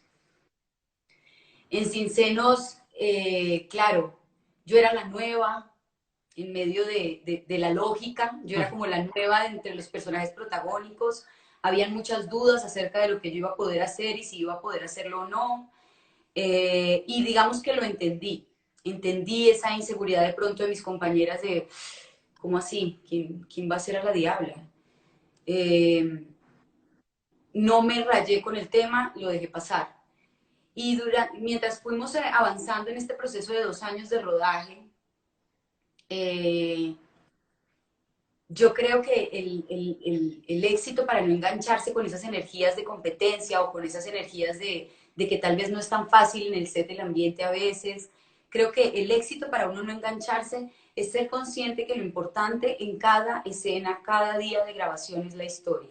Es decir, yo vine aquí a contar una historia, no a nada más. Entonces, si la escena, si tú lees la escena y te das cuenta que la escena es de fulanita, pues uno tiene que guardar su lugar, darle el foco a fulanita, que es la que está contando en el proceso narrativo lo más importante en ese momento. Yo creo que si todos los actores trabajáramos conscientemente en pro de la historia y en pro de la escena y en construir para contar todos juntos, pues no tendríamos que vivir esta experiencia de estar mirando qué está haciendo el otro y podríamos darle el foco a la persona que lo necesita y que lo necesita para contar la historia y también tomar riendas y trabajar cuando soy yo la que tiene que llevar la historia y hacerlo responsablemente para que el producto sea ganador.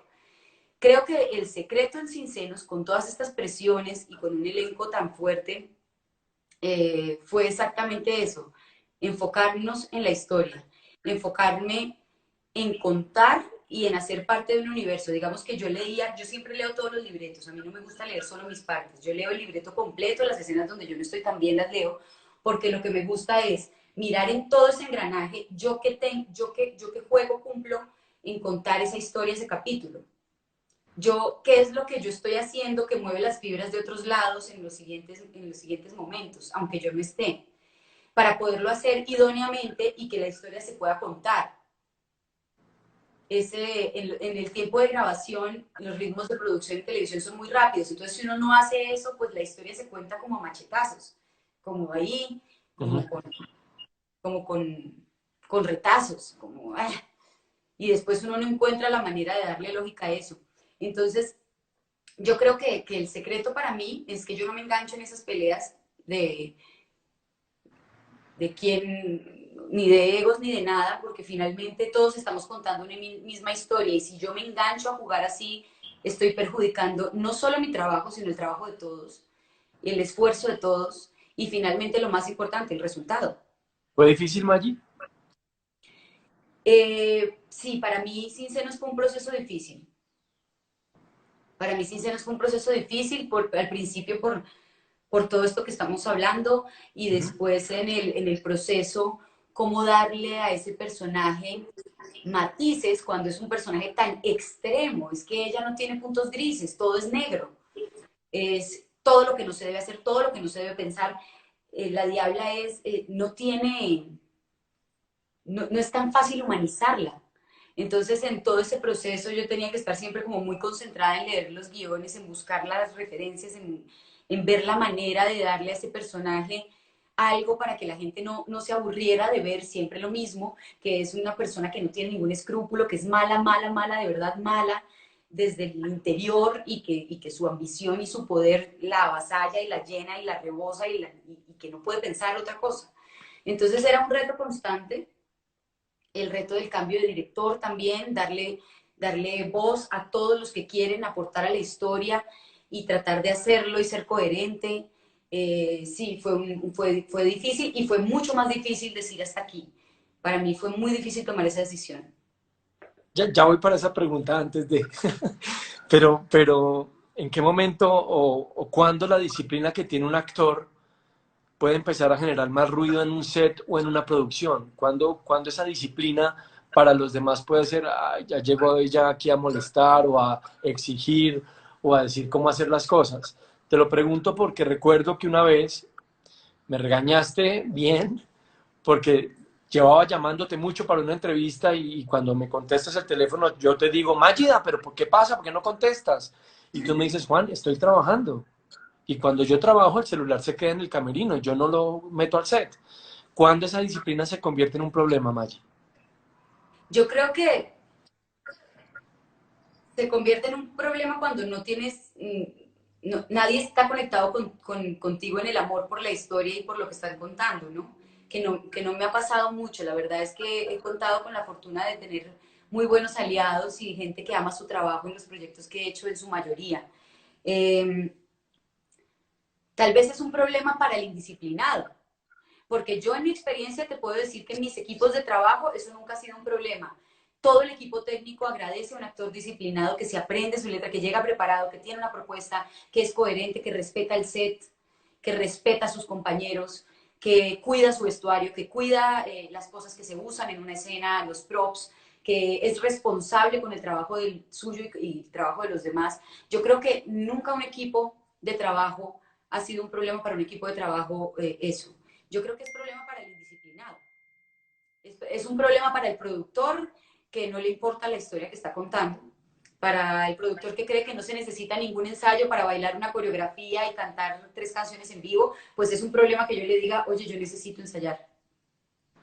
Claro que es un problema.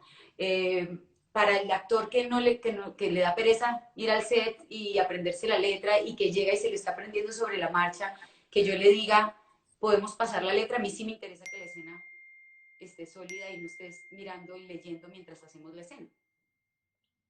Para el actor que de pronto está pegado al celular en el 5, 4, 3, 2 y cuando empezamos la escena está totalmente perdido y tenemos que repetir la escena 8 veces mientras él se la aprende y se conecta con lo que está pasando, seguramente mi disciplina puede ser molesta porque muy seguramente yo me voy a acercar de una manera decente a decirle, ¿qué te parece si la trabajamos para que cuando grabemos la podamos hacer? Pues, pasemos. Muy Sí. segura, yo creo que yo nunca he sido grosera en esos momentos con la gente con la que yo trabajo porque sé que cada quien puede tener su historia de vida, su realidad, días buenos, días malos, momentos que uno no sabe de dónde viene eso. No soy grosera, pero sí he aprendido a decir las cosas para que podamos trabajar mejor. Son muchas horas las que estamos en un set. Si hay maltrato de alguna de las partes, es insufrible grabar todos los días. Es insufrible estar 12 horas todos los días de mi vida durante 7 meses, todos los días, excepto los domingos, en un lugar donde hay un mal ambiente o donde los actores no les importa y llegan sin la letra, pero tenemos que cumplir las 14 escenas, entonces no importa cómo queden, las vamos a hacer. Entonces, creo que yo he aprendido a decir las cosas, he aprendido también a abrir canales de comunicación con los directores y con los productores. Eh, Obviamente siempre partiendo de mi respeto hacia el producto y partiendo de que yo estudio y que sé de qué estamos contando y que sé que cada uno tiene un rol y lo respeto. Pero sí también me ha arriesgado a abrir estos canales de comunicación, de hablar con un director y decirle, me regalas 5 minutos, me preocupa esta situación de esta historia, de esta escena, me siento un poco incómoda con tal cosa, ¿crees que podemos mejorarlo? Abrir canales de comunicación. Estamos contando una historia, tenemos que hablarnos. Tuve una experiencia con un director que no le gustaba hablar con los actores, por ejemplo, y un día decidí actuar como él actuaba conmigo.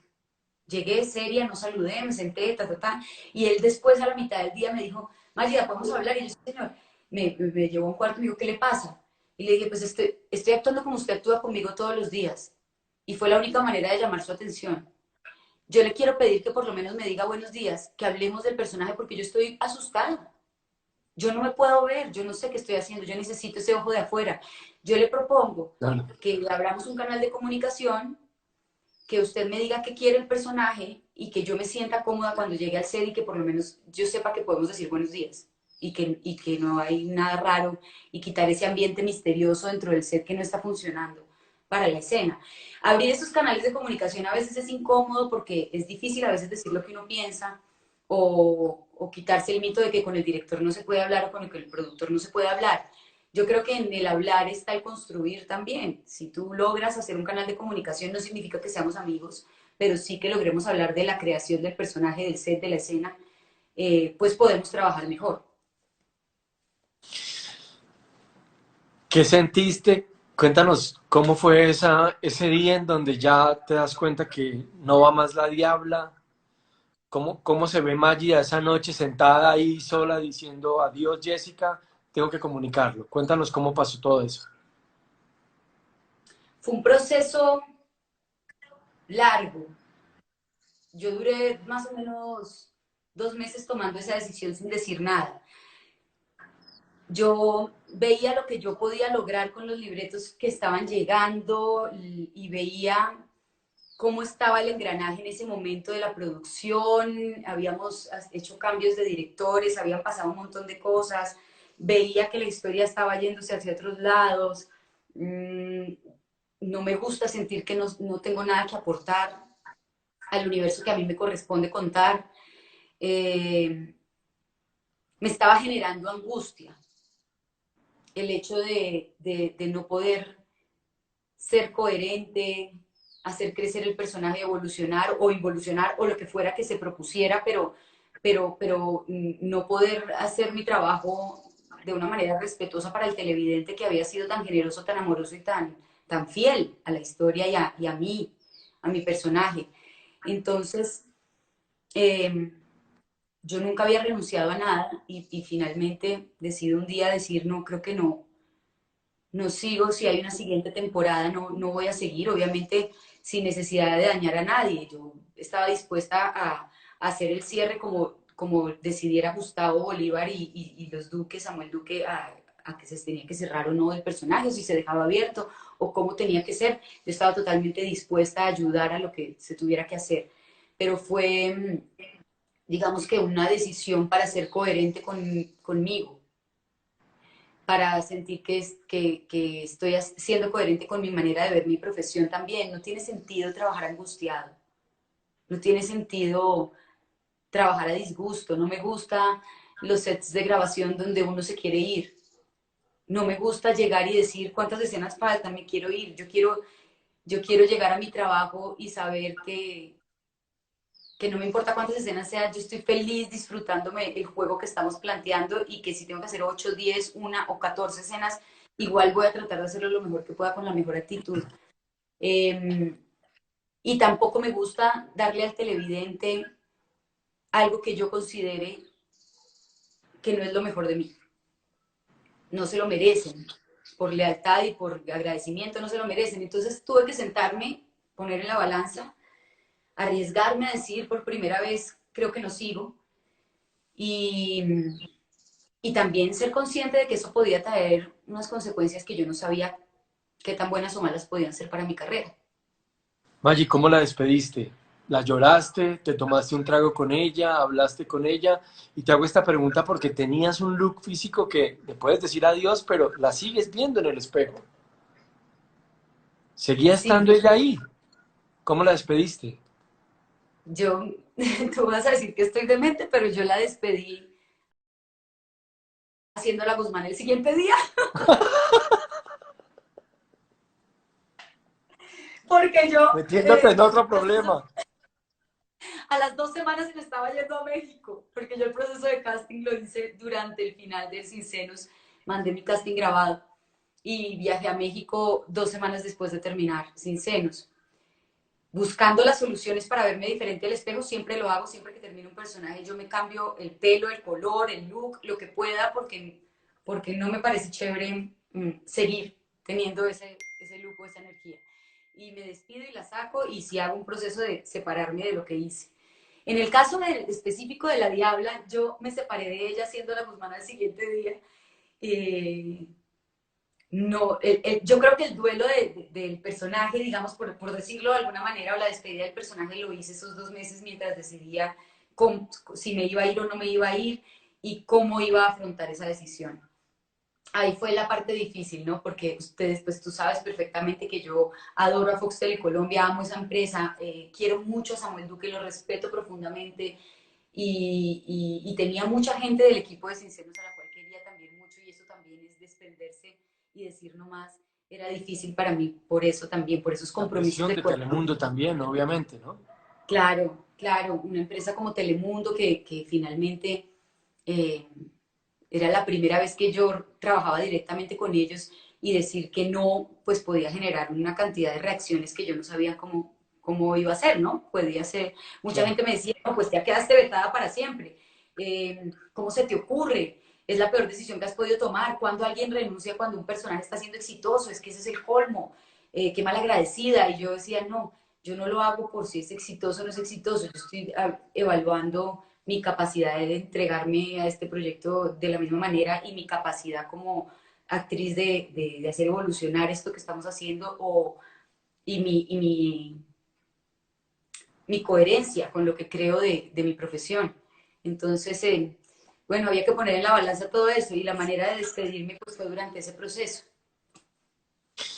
Bueno, Maggi, vamos a empezar a cerrar un poco ya.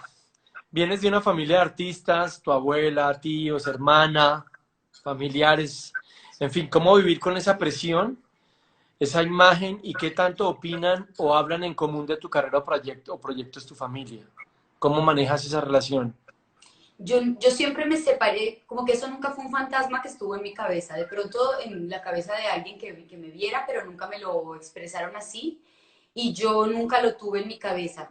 Mi nombre y mi apellido no se relacionan con los de mi familia, entonces cuando yo empecé en el teatro y después en la televisión y en el cine, nunca me relacionaban por nombre. Magida Isa, pues no me relacionaban por nombre ni a mi abuela, ni a mis tíos, ni a mi tía, porque todos tenemos nombres diferentes, apellidos diferentes en el ámbito artístico. Entonces pude separarme de eso y nunca fue un fantasma para mí.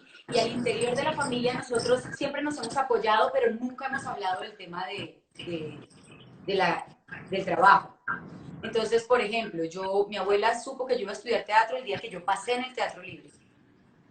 Ella sabía que a mí me gustaba, pero que yo había tomado la decisión de estudiar teatro, se la conté cuando yo ya había pasado, porque no quería que se sintiera presionada ni a ayudarme, ni a hablar con nadie, ni a decir, oigan, mi nieta se va a presentar en el examen de admisión.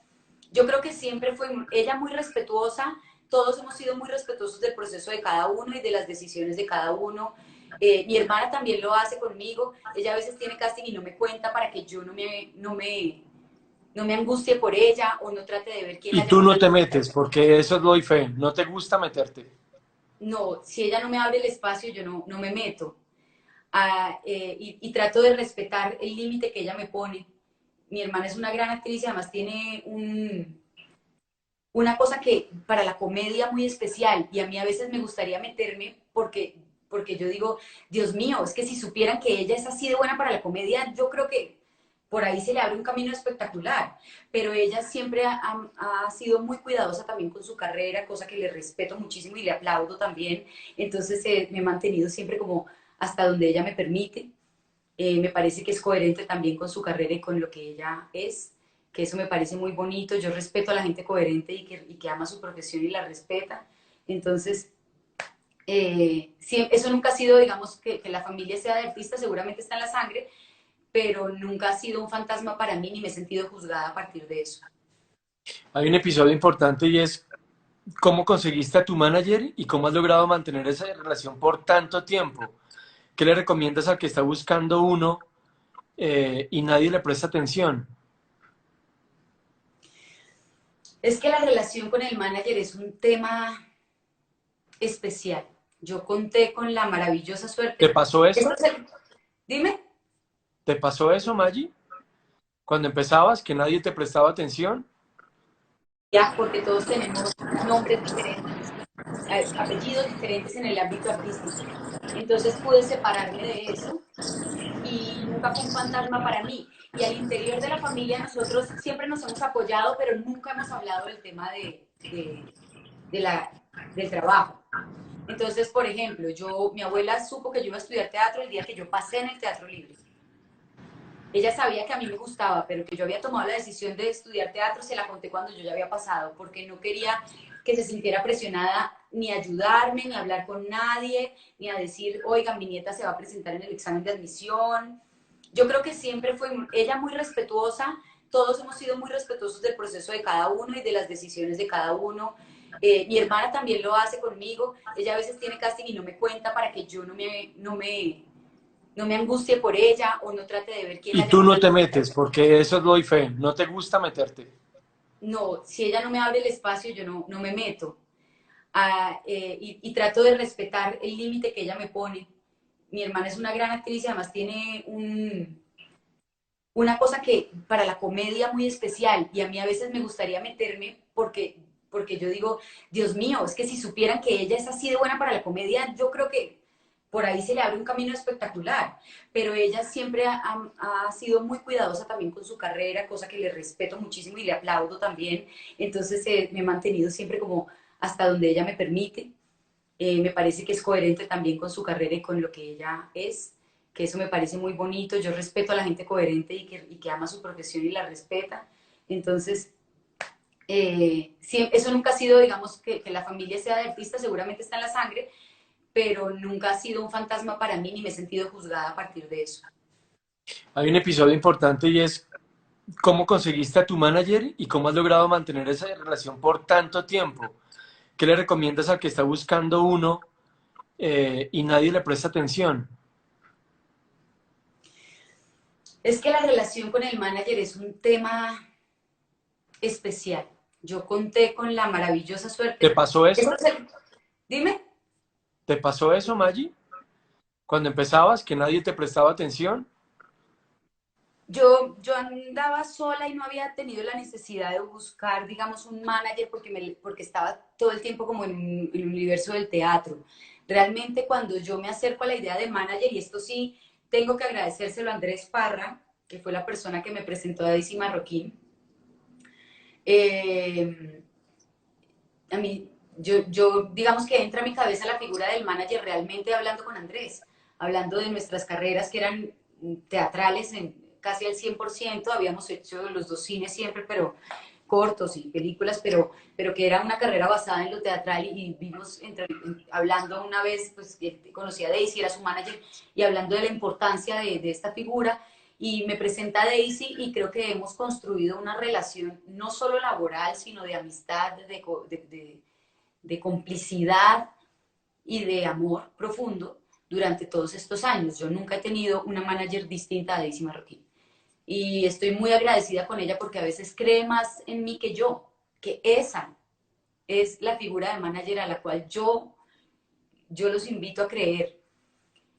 Sí, es cierto, es una idea romántica porque todo el mundo ve esto como un negocio y ya, pero yo me atrevo a decirles que no es un negocio y ya. En una carrera artística como esta, uno necesita tener un manager que crea en uno, casi como un hijo. Es una relación mucho más allá de un negocio, porque hay momentos en los que ella se ha enterado de castings que tal vez yo nunca me hubiera podido enterar, donde ella ve el potencial de lo que yo puedo hacer y yo no lo veo. La primera vez que a ella le dijeron la ronca de oro, Elenita Vargas, ella dijo Maggie Daísta sin dudarlo. Si yo hubiera visto el perfil y hubiera visto la edad del personaje, yo hubiera dicho, uy, Dios mío, están haciendo casting, pero no entro en la edad de lo que están buscando. Ella Claro. creía más que yo. Ella creía más que yo en ese momento, en ese primer acercamiento. Y sé que es difícil encontrar un manager con el que uno pueda hacer realmente esa comunión, esa relación un poco más allá, en un nivel más artístico y no solo de negocio. Pero creo que es a lo que le tiene que apuntar un actor. Lo de la plata se puede hablar y se puede resolver. La plata no lo es todo y no puede serlo todo en una relación con un manager. Hay unas cosas que son ambiciones artísticas, que son importantes. Un manager que te apoye cuando tú tomas una decisión como esta de retirarte de un proyecto. Un manager con el que puedas sentarte a hablar de la pertinencia de hacer o no una cosa. Yo cuando terminé La luz de mis ojos en ese momento, yo le dije, yo quiero ser un antagonista. La próxima vez que haga televisión voy a ser un antagonista. Y lo llamé con mi deseo, con mi pensamiento, y ella se puso a trabajar en ello y finalmente terminé haciendo un casting también contigo en Sin Senos y sucedió. Eh, Sé que es difícil encontrar un manager, sé que son muchos actores y muy pocos managers, sé que a muchos les dicen que no, que tienen cerrado el book, pero uno tiene que ser persistente hasta el final. No creo que sea sano cambiar de manager en manager, una semana un Ujú. manager, en otro manager. Eso, la base de una buena relación es construir y construir es quedarse ahí a construir, hablar. Es como en una relación de pareja. Pues si vas cada semana de un hombre distinto, saliendo con un hombre distinto, pues seguramente Claro, te vas, no estás creando raíces en ningún lugar, no estás construyendo nada, pues seguramente hay algo a nivel emocional que no está bien. Creo que eso pasa también con el manager. Hay que construir. Al principio nos vamos a conocer y de pronto estamos en desacuerdo en algunas cosas, pues hablemoslo. Es como una relación de pareja. Construyamos entre los dos cómo queremos ver mi carrera, qué es lo que yo quiero, qué es lo que tú quieres y cómo vamos a caminar los dos hacia ese objetivo. Somos personas distintas, pues tenemos que hablar para construir, pero ¿cómo es posible que un claro, manager y una se hablen? Tienen que hablar. claro. Maggi, cerremos un poco hablando del teatro, lo que representa para ti ese ejercicio. Yo conozco la respuesta, pero ¿cómo hacerlo a la par de la televisión? ¿Se puede lograr? Yo sé que tratas de, pero llegas a un punto en donde te agotas físicamente, la voz, la cabeza, en fin, ¿cómo puedes balancear o cómo puedes no perder esa inspiración por seguir haciendo teatro y estás haciendo también televisión? Voy a hacer un paréntesis antes de responderte. Quiero agradecerte porque creo que son muy pocos los directores de casting que realmente van a teatro. Yo siempre te he visto a ti en todas las obras que se Gracias. hacen en este país. Te he invitado a obras donde tal vez no hay actores reconocidos y siempre vas a las obras que yo te he invitado también. Eh, Creo que tú has visto casi todo lo que se hace en este país y en otros países porque te he visto viajar a otros países a ver obras de teatro, o sea, lo sé, de cierto. Eso te lo agradezco en nombre de todos los actores que hacemos teatro y que tal vez gracias a que fuiste a ver una obra surgió una oportunidad. Lo agradezco por mis compañeros y mis amigos que lo han vivido también. Te lo agradezco, Juanpa. Eso es muy importante para nosotros. Que fue Eh, fue una muy linda oportunidad, además de para conocer a Mazo, a quien también para, quiero y respeto mucho. sí, sí, gente muy brillante que está en este mundo del teatro que a veces hay cosas tan chéveres, actores tan nuevos y tan brillantes y la única manera de conocerlos es yendo al teatro. Y te lo agradezco en nombre de mío, en nombre de todos mis compañeros que lo han vivido y en nombre de todas las futuras generaciones que sé que estás viendo. Y en cuanto al teatro, Juanpa, el teatro es mi base, mi casa. Yo no es que quiera hacer teatro todo el tiempo, así esté haciendo televisión, así esté haciendo conciertos solamente para mantenerme ocupada y no pensar. Perdón. Escribe Samuel Duque, no hablen de Mazo o me lo quitan. Yo te he dicho, Samuel Duque, te lo van a quitar si no lo apuras. Bueno, ¿y qué? Te El quiero, teatro es tu Samuel, te casa. quiero. Él es lo máximo, él siempre me hace bullying.